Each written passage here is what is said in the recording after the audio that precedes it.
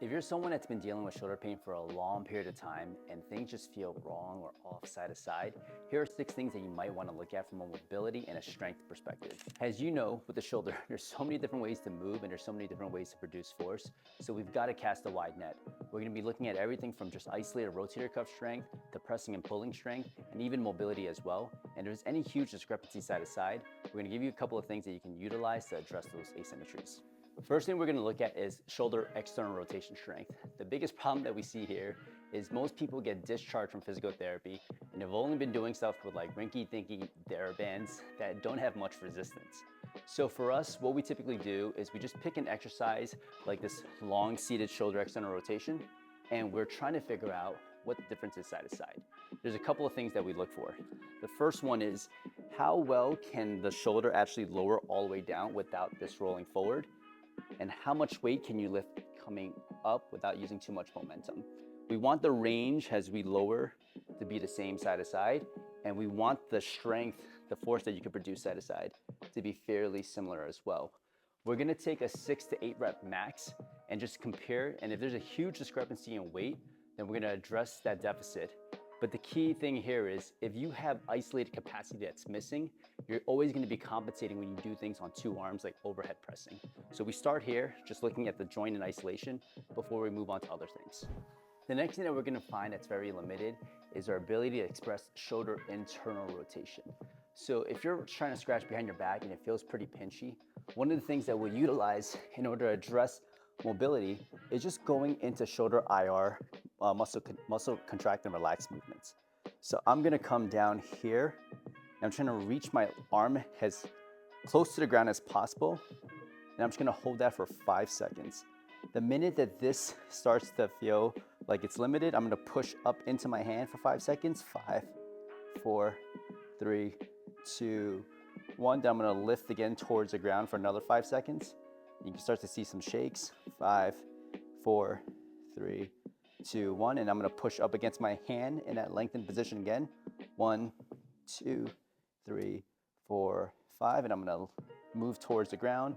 1, 2, 3, 4, 5. And I rinse and repeat that for about 3 rounds. And I start to assess my shoulder internal rotation and see if it's gotten better. There are a lot of different ways to improve shoulder internal rotation. This is a very basic way, and it's a good entry point for people that haven't addressed any of the capsular restrictions they have in their shoulder. The third thing that we're gonna look for is our serratus capacity. And we utilize the scap press in order to test this, but the serratus is super important because it helps pin your shoulder blade against your rib cage as you move your arm overhead. The easiest way to do this is with a scap press, right? So we're gonna get into all fours, and I'm gonna lift my knees off the ground. I'm gonna widen my base of support, and then from here, I'm gonna grab the opposite elbow, and I'm gonna let my shoulder blade drop, reach all the way. Let my shoulder blade drop, reach all the way. And what I'm looking for is a nice smooth movement happening from the shoulder blade, opposed to someone kind of doing more of like a cat camel, right? I want the shoulder blade to move in isolation forward and back, forward and back. And we're gonna shoot for 15 repetitions there. The fourth thing that we're gonna address is cross-body abduction. I really like this exercise because it exposes your shoulder to a more compromised position when it's outstretched here. And when you come back down this way, it's gonna give you a great stretch behind your shoulder blade, and it can prepare you for things like throwing, where the backside has to lengthen a ton and decelerate your arm. So I'll pick a weight, and I'm making sure that my arm is opposite of where the cable stack is. I'm gonna come out this way to about shoulder level, slowly let the cable pull me there while keeping my torso facing forward, feeling that stretch, and then coming out to the side. I'm typically looking for a 8 to 10 rep max, seeing if there's any huge discrepancies side to side. You'll have people that have a hard time either letting go and creating length behind their shoulder blade or pulling and being in this compromised position. The fifth thing that we're gonna look at is single arm pressing and pulling.